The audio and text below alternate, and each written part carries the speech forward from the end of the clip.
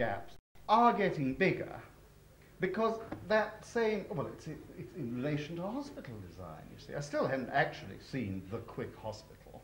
I haven't really seen, in architectural terms, much of a move from curative to preventive. And so those gaps probably are getting bigger. But the gaps that actually interest me are the ones where you feel the sparks can still go across, so there are new gaps showing. It's like cracks on the wart, isn't it? You don't look how many warts you've got. You look, one of the warts is cracking. It's those gaps, yeah. And I think it does require, and it requires people who don't see gaps as dangerous, which may be back to that youth thing. They may be foolish, but they see gaps as indicative of change and not necessarily as an emptiness, something that requires papering over. And it's back to the whole disease of architects being unable to allow their buildings to leak, you know. They could never design a good boat. And your appetite? Enormous.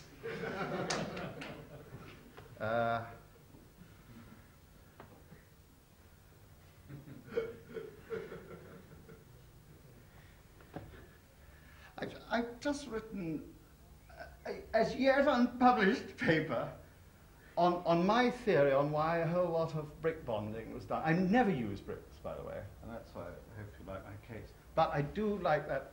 I've got very interested in brick bonding, and I don't think all the reasons that people like Jagged and Drury, and indeed even Nathaniel Lloyd in his book on brickwork, put out, were in fact the reasons. I remember one of the very first people in my office came along, and he knew exactly what window openings you could have on 6 different bonds. There was stretcher, there was English garden wall, Flemish garden wall, Flemish, composite, I can't remember the other. He knew what interval and what window openings he could have in a brick wall without cutting a single brick in any of those bonds. Now, that is like doing a 5-line perm, which of course many people can do with a little bit of indelible pencil, and yet say, oh, you know, I could never learn mathematics like my children. So so I had this man. It was probably about the same time Frank Newby and Sterling and Gowan were working out structural brickwork for Ham Common, all three floors high of it, or 4 floors. You see, and the whole, no, it's very good. It's very, no. Good material. Good material. I'm interested, so I rather, when you say appetites, I'm really quite interested in that unit thing, though I must say I've never been interested in Lego. You see, whereas the nice thing about Meccano, you can bend it and cheat, and you get that nut in and you twist that bit. Lego, it's a boring old thing. Bricks, I'm not going into bricks at all. I'm just, you were saying what appetites, I'm just interested in the theory of bonding. What about that beautiful German brick set that Frank gave you? Yes, it's remained in the box. It is for sale, actually. That's a minor appetite, I suppose. I think I must have gone too long. I don't know. How are you doing? Got a bit boring. Right. I think that the other appetite at the moment is which is a recurring one, but is now more related to responsive mechanisms as opposed to mixtures of materials, and that's hybrids. I'm interested in relation to the generator. I'm interested in our 4th program, which really has been invented by Fraser, not by me, of the computer getting bored. If demands aren't put on it in relation to an operation which is quite simple because it's related to architecture, you know, which is a very sort of, we're a very sort of heavy-going profession, ham-fisted. The computer starts telling you what you should do because it gets bored. It doesn't have the dribble effect of the present generation, you know, whereas if you don't ask them the thing, it gets more and more microseconds longer to retrieve. This one gets angry, it gets bored, and starts throwing out jokers. I like that. I'm interested in hybrids in patterning, but I've always been interested in hybrids in materials. That's why I was interested in air structures, because the major structural element, you breathe and it can smell of violets, you know, and you can't draw it.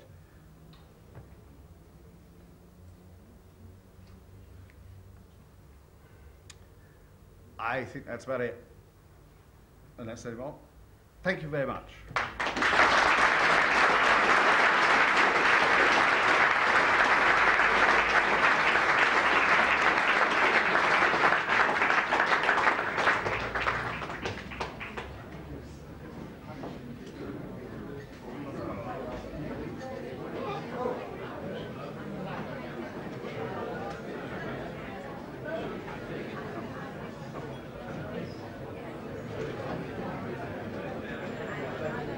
This evening is that Cedric is too old to have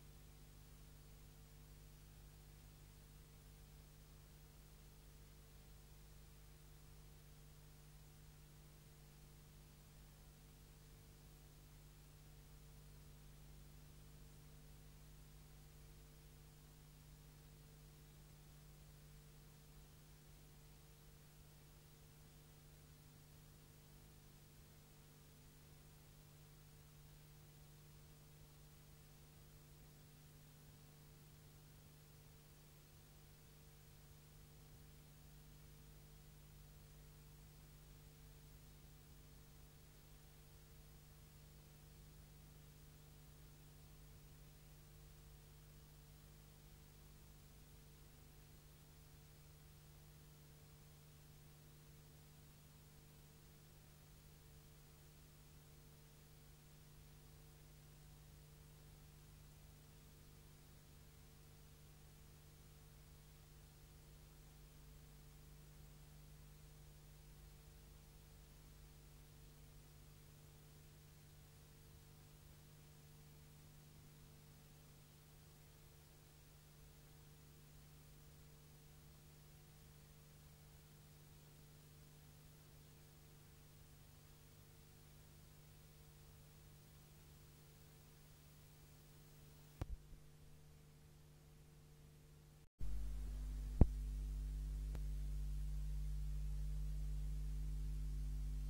retrospective. On the other hand, congratulations, Cedric, for 24 years of practice. As the Brazilian football manager said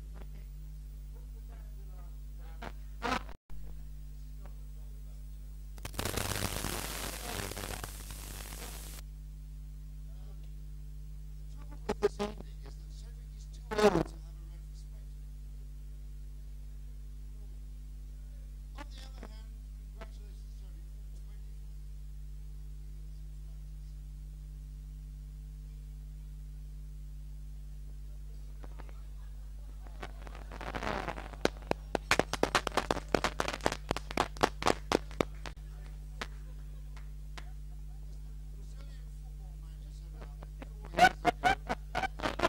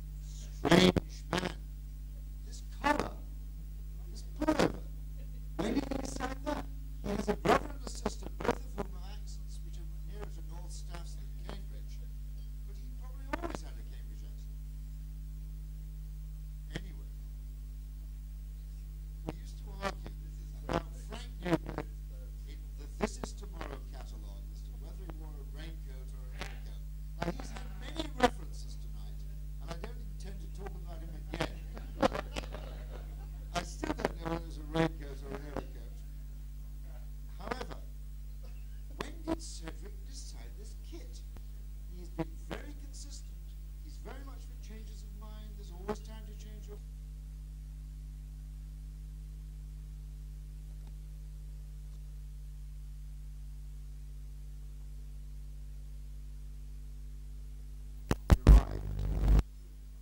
My partner, Brian Henderson, is also here. I give a mention to him. Said to me, I don't know why you mix with a chap like that with your background. He's a bloody old Italian.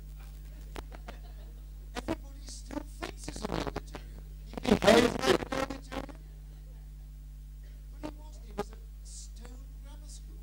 And the only thing we have still in common is that we had the same mathematics master who went to Stone Grammar School from the school I was in Sheffield. And this, sorry, the trouble was, he was better at maths than I.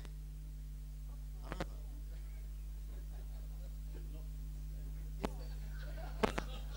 you who received this card of invitation, if I really made another, having made the Pedro Reynolds rather esoteric remark, he says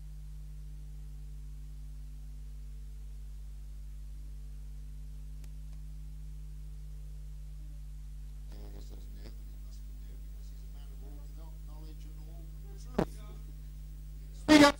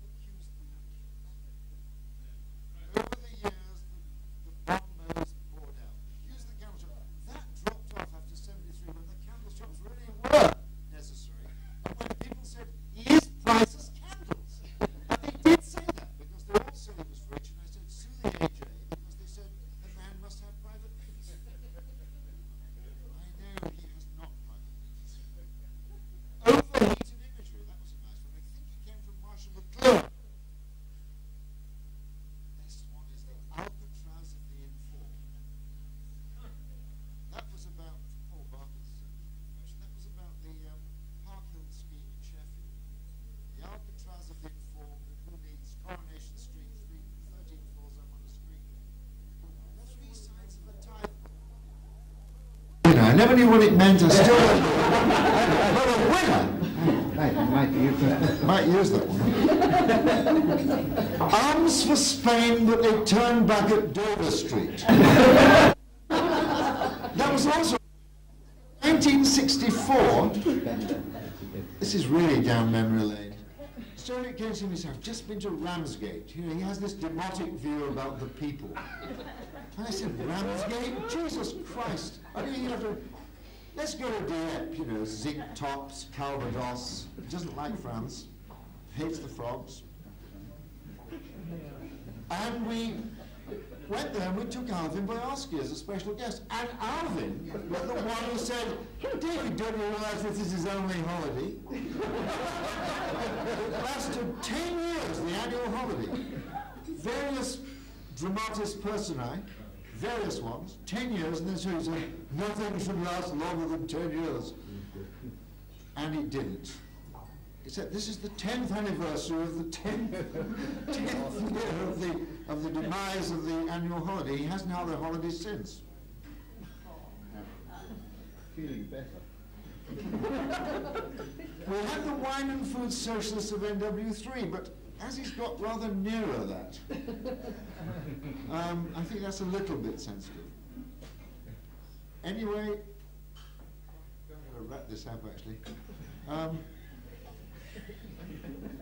But seriously, as I say, only one quote, not from him.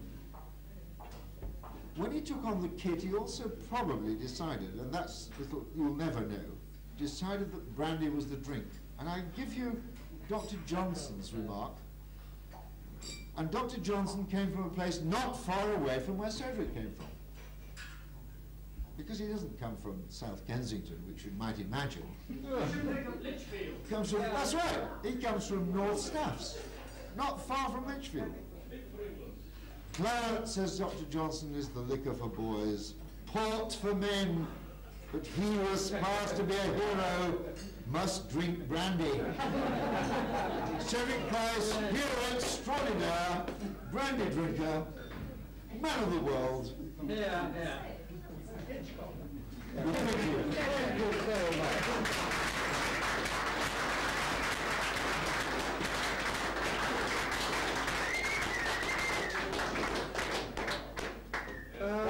No speech. No, not you yet. No speech. No, we're not speaking yet, Cedric. You've been speaking all night. May I call on Hugh Morris to give a few words? Thank you. 2 minutes on Cedric Price was the brief. Completely impossible. And why on earth me? Because I don't even know very well how anybody divined that I've been nursing a secret affection for Cedric for so long without saying it. Well, I don't know, but I have. Cedric is ineffable, and for those who don't know what that means, it means that I can sit straight down, because being ineffable is not the same as being ineffable, it just means you can't be spoken about. Cedric, I pass on a remark. I think Smithson's, when he got to about your age, he said, it's a hell of a job being all Voltaire. 25 years and more. Gets more difficult over 50. But we're making a good show of it. Only once or twice has your bon mot been slung across my path. And I'll produce the 1-2 points when your path has crossed mine. I spent a year and a half working on a new town, and somebody came up to me after it and said, look what this chap Cedric Price has written. He's called it the first and last new town, medieval new town designed in the 20th century. And I thought about that. He's exactly right. That's exactly what we were trying to do. It's the only place they've rumbled it. I went to, I can't be as anecdotal as previous speaker, and I think I'd only like to recall, for those who weren't there, I don't know if anybody else can do it better than me, but they should. One occasion, and it was in the dreadful RIBA place after the end of some annual conference, and Aaron Illich was holding forth, and there was a bloke at the back of the hall who got up and started arguing, and Illich, perhaps rather tired and angry, started to get really heavy, and Cedric, I think detecting the Jesuit and the autocrat behind the sort of conservative anarchist, wouldn't give way and stood there and stood his ground until eventually he said, shut up and sit down, and Cedric said, I will not sit down. And it was really heartwarming. It was a marvellous occasion. Somebody else can perhaps put the content into it, but I remember the form, and it was classic and marvellous and really rather important. Well, I don't think I will say any more except a tribute to the only person I know who's managed 25 years on one collar, one tie, and one shirt.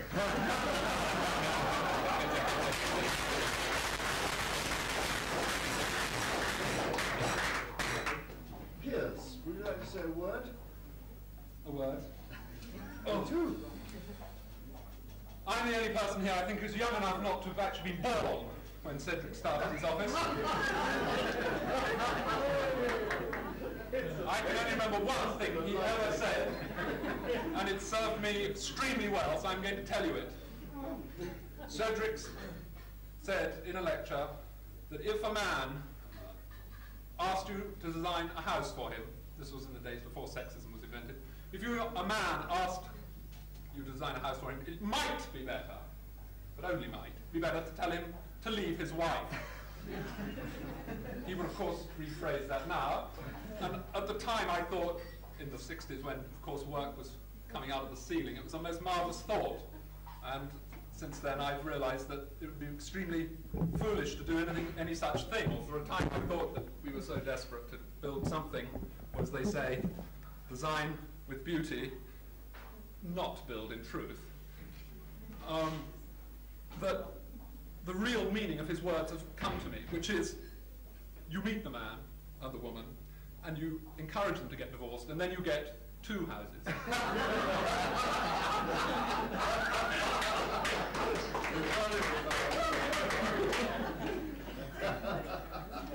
Peter, don't worry, would you like to say something? It's all fixed, this, by the way. It can be free later. I'm not quite sure why I was asked to say anything this evening. A couple of reasons I thought about. One was that I was standing in for the president of the RIBA, who's sorry he can't be here tonight.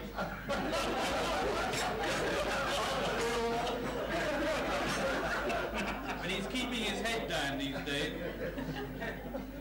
The other and more plausible one is that I'm also secretary of the Architecture Club, which is an elite group of laymen and architects, of which Cedric Price is perhaps one of the longest standing members, not the oldest by any means, but one of the longest standing. And he, I believe he'll correct me if I'm wrong, even remembers the day that Emberton died at an Architecture Club meeting, falling into his Simpsons apple tart, thereby somewhat spoiling the discussion of the evening. The Architecture Club, incidentally, is having a visit to Buckingham Palace next week. Nobody will be there, they'll all be at Ascot. But Cedric goes to most meetings of the Architecture Club, but he hasn't been to this one. And I asked him earlier if he was going, and his answer was similar to the one that Lord Esher gave me when I asked him if he was going. He said, I've been round before, and then I was shown round by the owner. But also I think another reason may be that I was involved in one of the earlier publishing ventures of the Cedric Price works when I was on AD. And that came about because we had originally thought we might produce a book, but Cedric had decided that really books were far too permanent and fixed, and that magazines were a better way of publishing his ideas. And it's interesting to note that in the same issue of AD that we published his first supplement, Cedric Price supplement, we also had a piece by Charles Jenks about ad hocism. Now Charles Jenks perhaps has produced more in this field, yet the man is unrecognisable some 10 years later. Whereas in fact if you look through Cedric's catalogue, his ideas have hardly changed at all.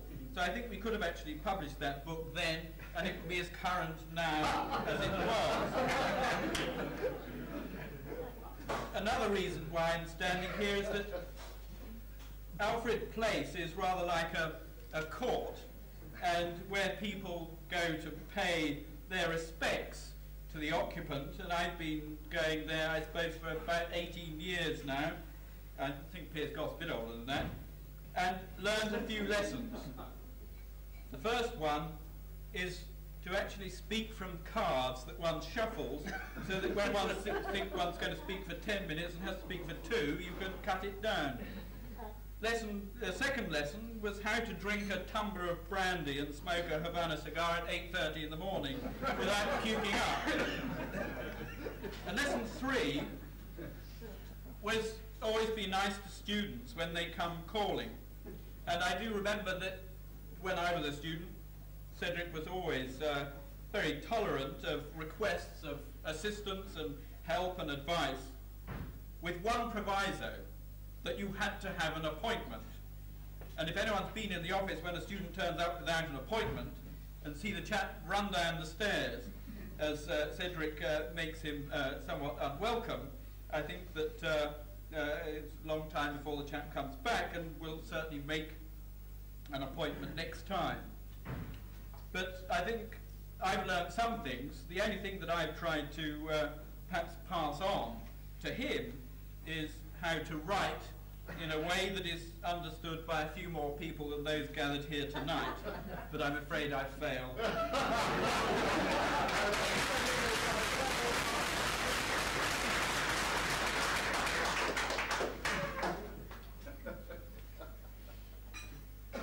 Want to mention the name of Frank Newby again. But would Frank Newby like to say a few words? Frank Newby, by the way, is a man who, when he read, and he doesn't read a great deal actually, engineering manuals of one kind or another, once when they serialised Evelyn Waugh's diaries in the Sunday Times, said, "By God, Cedric is the only man who I think drinks more brandy than you do." Would you like to say a few words, Frank? Well chosen. if you have a crisis and you need someone, then you write. This is a note from the Vice President. No, sorry. No, I mean, where's the frog? I mean, Now, the President, of course, in fact, of the secret society that Cedric is, of course, is kind of, we don't talk about, there are various things we don't talk about. We talk about his architecture and all his secret meetings at a hostelry in Soho. Well, it's between a kind of... envy will get you nowhere.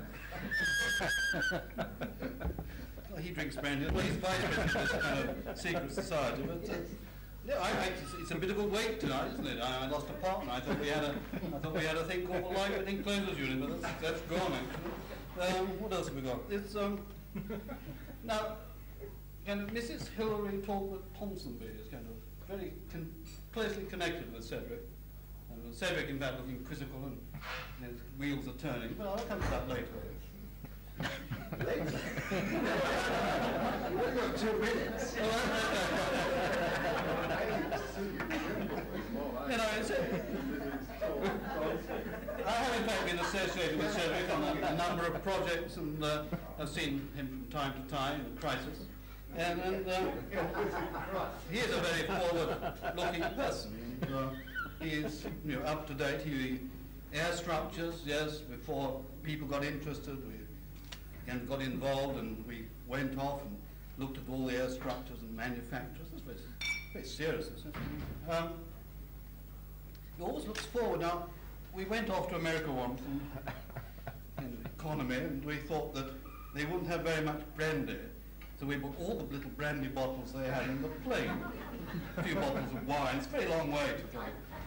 About 10 hours in those days. And we put them on the floor and took off. And then later on we met everyone looking for our brandy bottles. We'd gone to the end of the plane.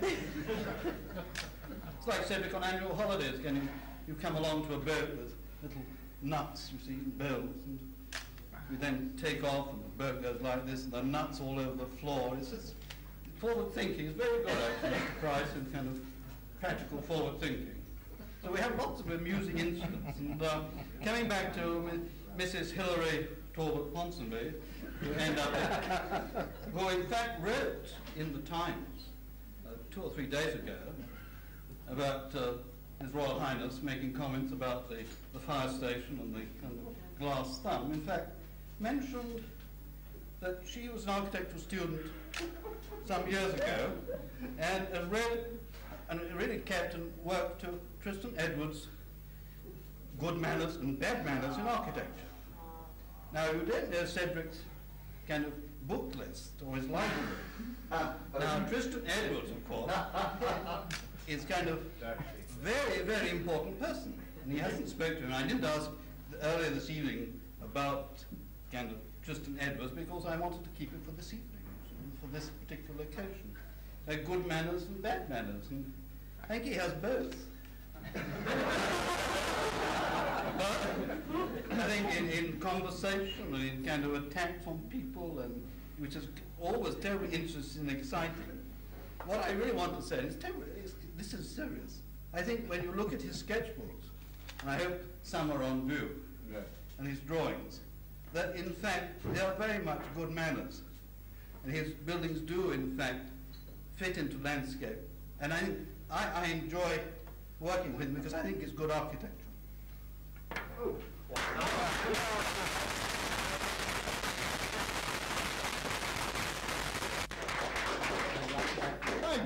thought you were going to blow it, but you didn't. Continuing your work is very important. Would John Allen has been photographing all this? Would John Allen, one of the non-architects among us? I can't. I've got to find the front. The what? It's in Frank's car. Are you? Oh, get someone else, okay. Let's do that. Michael Pearson, would you like a word? I mean, you worked with Cedric for many years. Ex-president of the AA. Ex-alumnus. It's extraordinary. After all those years, I can remember actually working with Cedric on the design of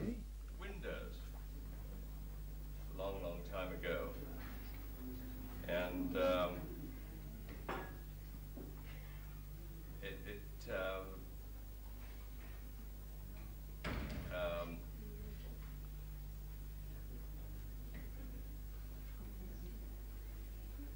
what was most amazing, Cedric, it's been a terrific evening.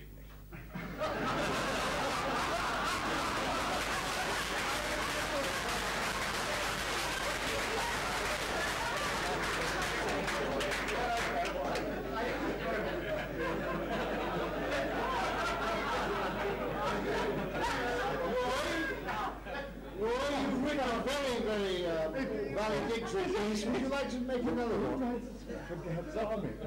You're on. Yes. Cedric, this, by the way. thank you.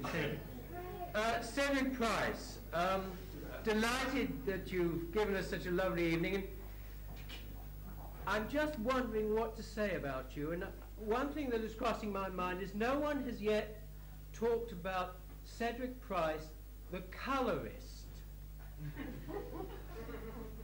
And I started thinking about a little thing that you once told me about in early archigram days, when you were invited to give a little piece in archigram at the very beginning, and Peter Cook came up to you with great enthusiasm. Cedric, he said, "What do you want your piece to look like?" He said, "What would you like? Would you like red on yellow?" He said, "Would you like dark blue on light blue?" He said, "How would you like it? We really were looking forward to something." And Cedric said, "How about," he gave it a lot of thought. He said, how about black on white?" Oh! I said, Peter Cook, what a marvellous idea. Cedric Price, we love you. Thank you.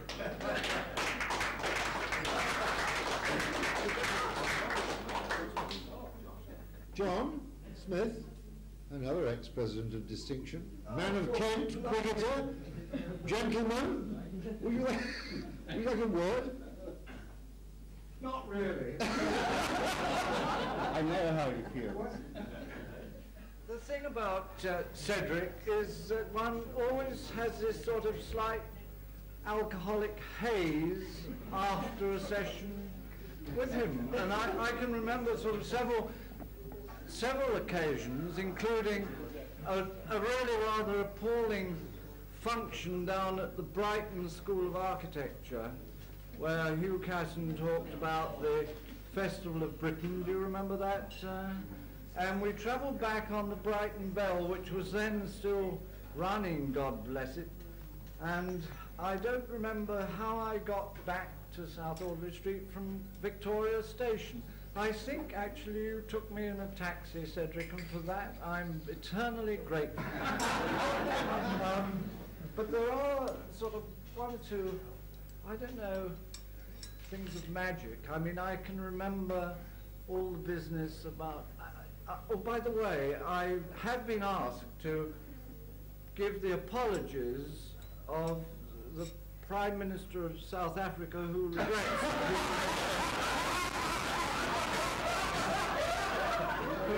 regrets that he was unable to sort of stay on for this occasion. That's right. But anyway, there was also this business of the Subterranean Survey Association. And I can remember sort of wandering around sewers and things and thinking about Sir Joseph Bazalgette and all his marvellous works, and that it's in the book, you see. If you buy the book, there is a reference to that, only on the last page. And so really, I think, along with a lot of other people, one is really, one just does not know what to say. And I think you are unique amongst British architects, insofar as even Charlie Jenks, I don't think, has been able to sort of pigeonhole you satisfactorily. And thank God for that. Thank you, Cedric, for being Cedric.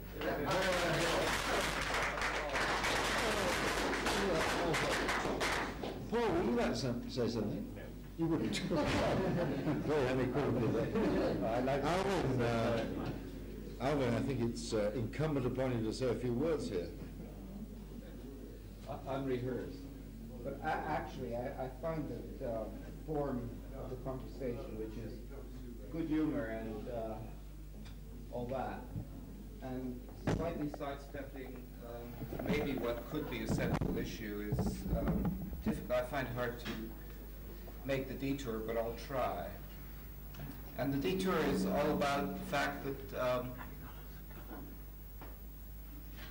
you got a cigar? Yes, I have that. I'll try to speak over that. I think the detour has to be about the fact that Cedric has stuck to his guns and done a lot of things which are quite similar. A lot of them very boring, actually, but quite similar and quite firm in their intention and so on. And they have to do with the whole business of solving problems, and problems of his own making, in a sense. He worked them out as potential issues, and he went to town on them in his own particular way. And I think it's his genius, in a sense, to have struck on a series of projects, one after the other, which have something to say to a lot of people. And taking a long view of it, 25 years, today, at the end of that run, the whole architectural scene is pretty crummy in the sense that, well, we've already heard about what Prince Charles has said about British architecture and so on. But there is a bit of a void all over the world at the moment as to what one can and what one should be doing. And it's really quite refreshing to see a body of honest work, one project after the other, which has gone straight to the point, and which simply suggests, in a sense, that without dealing with fashions and styles and all the rest of it, but actually dealing with issues in a serious way, and in a manner which is uncluttered by style and fashion except as his own style and fashion, that there is a lesson for a lot of people. It would seem to me that not the young generation, that will come, but a generation one or two above the young, those who have been at it for 5 or 10 years instead of 20 or 30 years, are actually looking backwards a little bit, not too far back, and finding that of all the paths that have emerged, Cedric's is one that is of some interest and consequence. And by God, that is something sacred. Cheers. Cheers.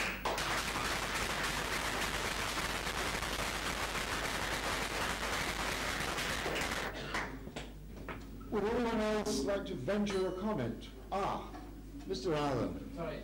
Can I say on behalf of all those here on non-architects, i.e. other members of the Hot Stuff Club, Peter Patterson and Eleanor Brown, we would like to give Cedric a present.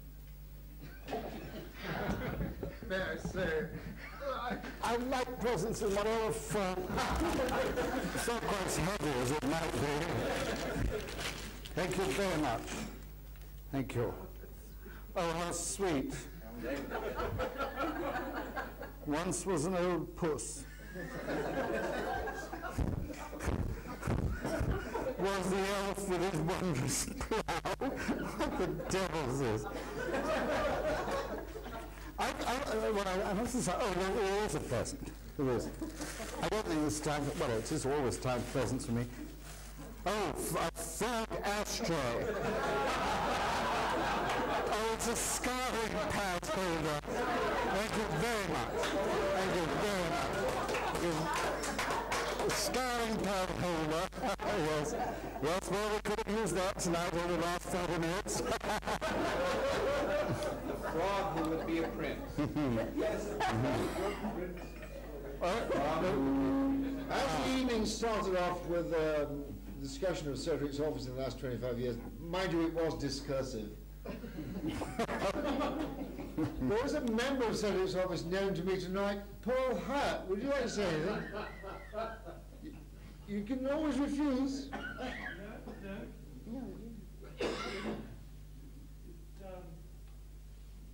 Mr. Deaner in many respects.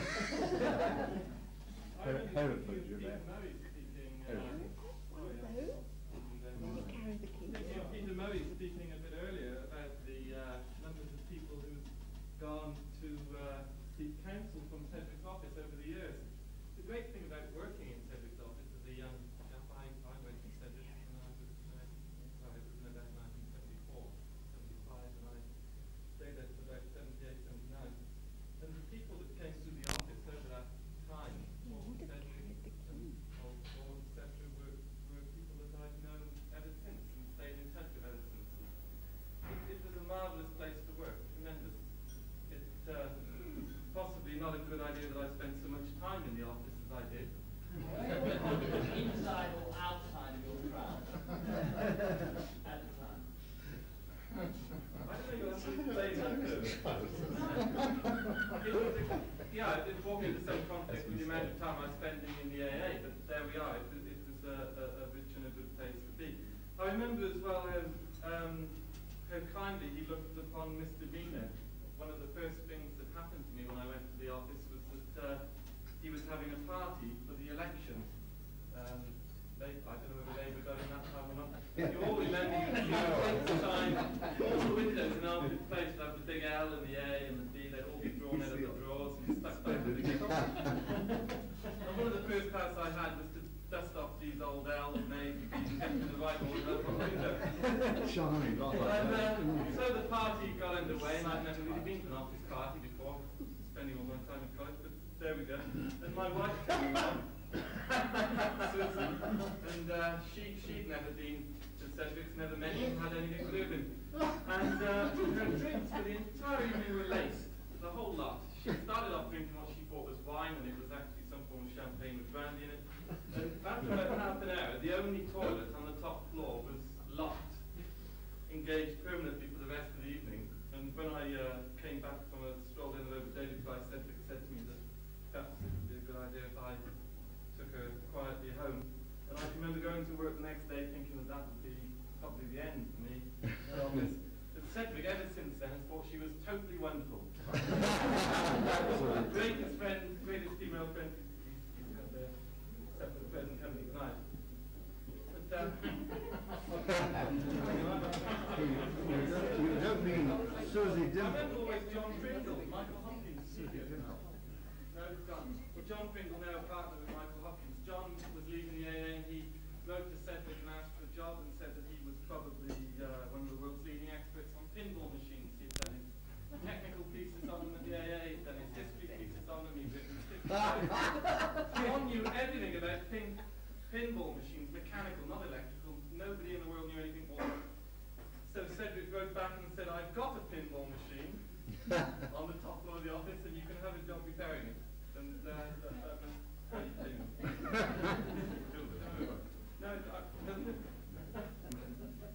I think I won't tell the last story, but his work, Cedric talked about indiscretion at the beginning and how one member of the staff was sacked. I think I'm the only member of the staff that was ever suspended.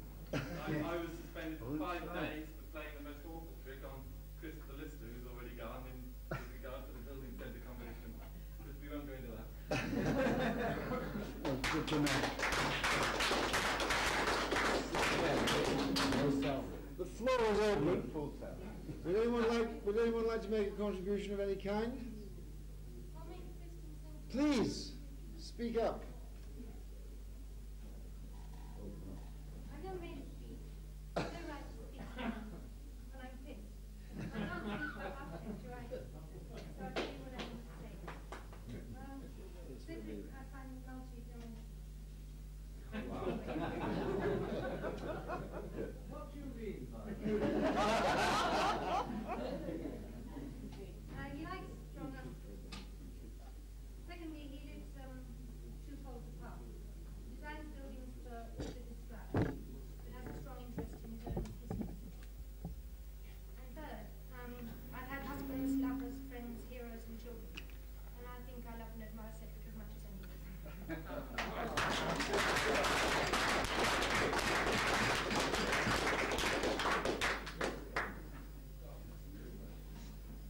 Anybody else from the floor? Are you familiar about it? He loves being talked about. He has an immense conceit. An immense thirst, yes. Where's the brandy, Cedric? I think perhaps I should say something. Ah! The Royal Veterinary College at the University of London. Speak up. The Royal Veterinary College is launching an appeal for an aviary. An aviary designed by Cedric Price. And we have a brochure. And if anybody wants to contribute, It's all going to me. contact me at Royal Veterinary College.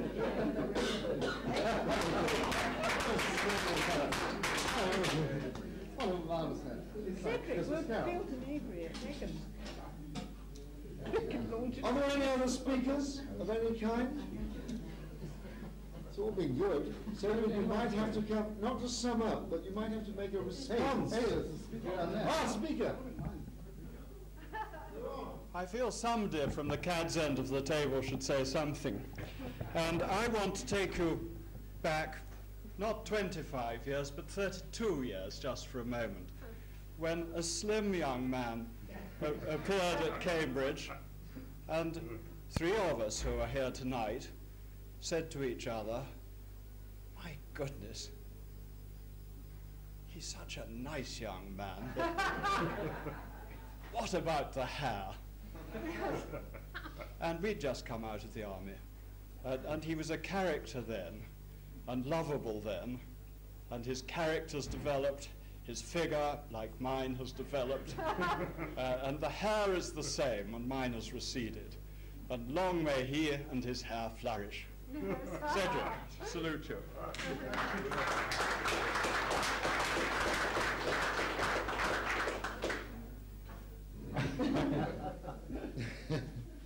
So would you like to make a response? Brandy! Yes. Well, I did well. I think it's almost the end of the evening. I think very quickly response. I work backwards. Thank you, Miles. Thank you, Robert. And thank you, Woody, for being here. Marvellous. Very good. I feel that probably I've got some absolutely unspeakable terminal disease that no one has told me about. Aged in a long time.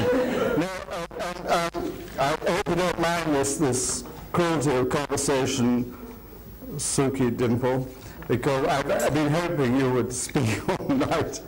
But apart from that, no, I've obviously got some terrible disease, and it's awfully nice of you. I've written flowers, but it's very nice.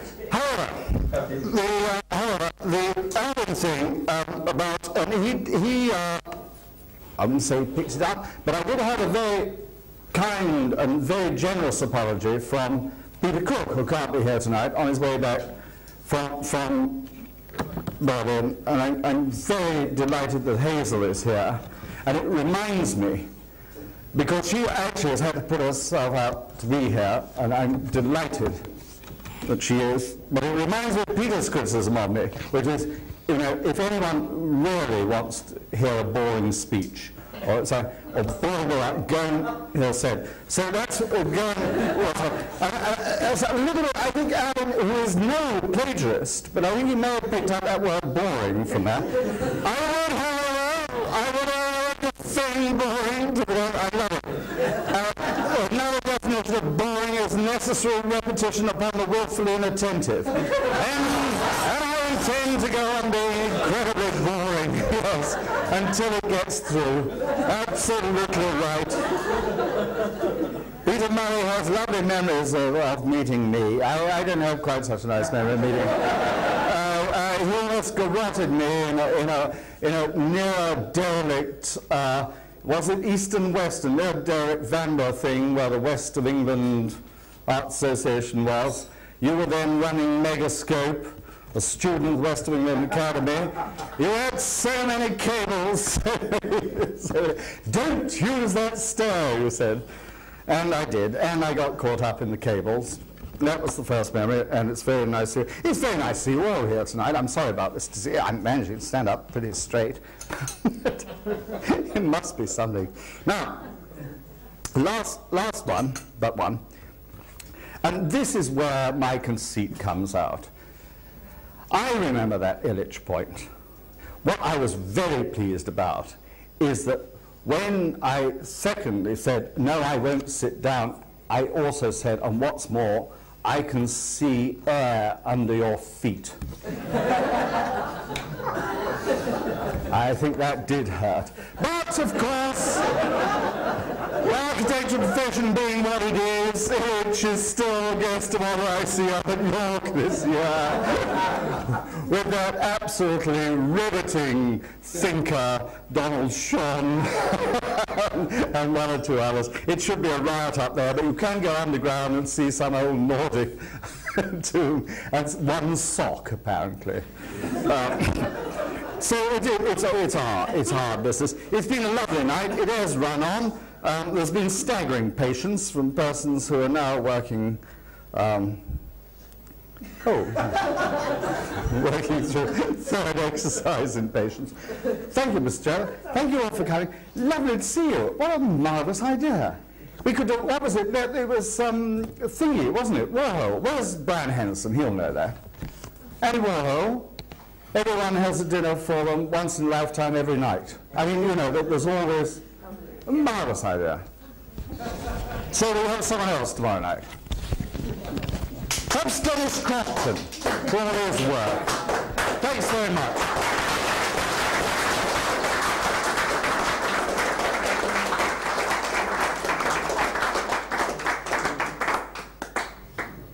I think that concludes the evening, actually. Well, covered nicely. That's the brandies of flourish. I think it could have been a nicer speech at the end, don't you? More